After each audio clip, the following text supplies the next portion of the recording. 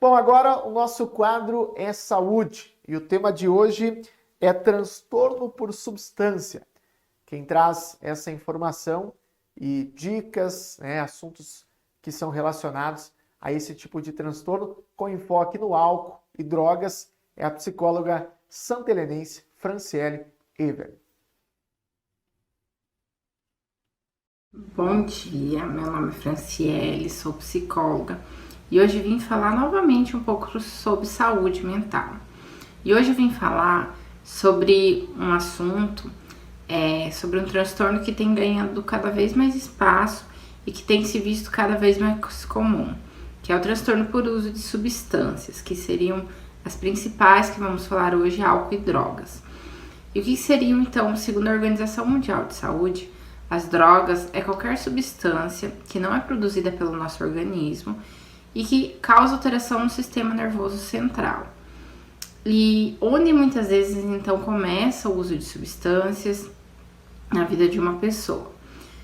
Muitas vezes as pessoas começam a usar o álcool ou a droga no intuito de uma curiosidade, na busca por prazer momentâneo ou mesmo por influência de terceiros, para aliviar o estresse do dia a dia, às vezes uma preocupação, algo que não está bem na vida dela, aí ela busca amenizar isso no uso de substâncias, e aí é onde muitas vezes acontece a dependência em si. Por quê? Porque a pessoa não busca resolver o problema, ela ameniza aquele problema, mascara ele, e aí quando passa o efeito da substância que ela utilizou, o problema volta. E aí cada vez ela vai buscando nessa substância esse alívio e cada vez vai aumentando a necessidade de uso, porque o problema continua ali, mas ela vai buscando, necessitando daquele alívio a curto prazo. E como a gente identifica que a pessoa está se tornando uma dependente química, uma dependente do álcool, como a gente percebe, quais os sintomas que a pessoa demonstra.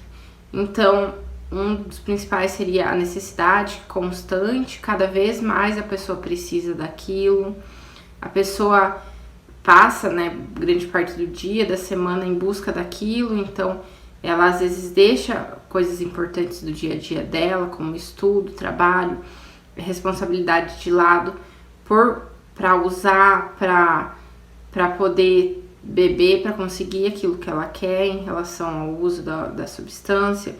Ela deixa, às vezes, responsabilidades que ela tinha. Então, ela dá mais importância, muitas vezes, ao uso da substância, mesmo que isso gere riscos para ela no seu dia a dia. Por mais que ela perceba os prejuízos, ela ainda assim, ela não consegue, não utilizar daquela substância. Ela também, às vezes, vai começar a apresentar sintomas físicos quando ficar sem, sintomas que a gente relata como abstinência, então, tremores, sudorese. Às vezes a pessoa fica irritada se ela tivesse irritada, nervosa se ela tivesse aquela substância. E muitas vezes esse uso causa inúmeros prejuízos, Desde risco a si próprio, então às vezes a pessoa se coloca em risco de dirigir, por exemplo, dirigir embriagada ou dirigir sob o efeito de uma droga. Isso é muito prejudicial tanto para ela, mas para outras pessoas, Ela pode tá colocando em risco outras vidas também. Também em ambiente de trabalho, dependendo do que a pessoa trabalha, ela pode sofrer um acidente, alguma coisa, pois a substância química, o álcool, a droga, ela altera o sistema nervoso da pessoa. Então o nível de consciência dela fica alterado, ela já não tem a mesma atenção que ela teria sóbria se ela não tivesse usado alguma substância. E além desses prejuízos, o uso da substância causa muitos prejuízos nas relações de forma geral, No ambiente familiar, gera muitos conflitos, a pessoa às vezes começa a brigar ou fica muito agressiva, nervosa. Às vezes há muitos relatos de pessoas assim, nossa, ela é uma pessoa tranquila, mas quando bebe ou quando usa uma droga, ela se transforma. E realmente, às vezes a pessoa se torna agressiva, fala o que não pensa antes de falar. Os filhos também, quem tem filhos, às vezes acabam vendo tudo aquilo, participando e acabam sofrendo junto, Então, uma série de fatores que causam muito prejuízo, né? Fora que muitas vezes a pessoa não consegue um melhor desempenho no ambiente de trabalho, estudos, e vai prejudicando muitas das áreas da vida dela. De que forma, né, é o tratamento para esse uso? Depende muito de cada caso, né? Se for no início, às vezes um atendimento psicológico, a terapia em si, e também a medicação pode sim conseguir tratar. Mas em casos de muitos anos, de um uso muito abusivo, é necessário muitas vezes um internamento em uma clínica especializada, pois só o tratamento psicológico, só o medicamento não é eficaz.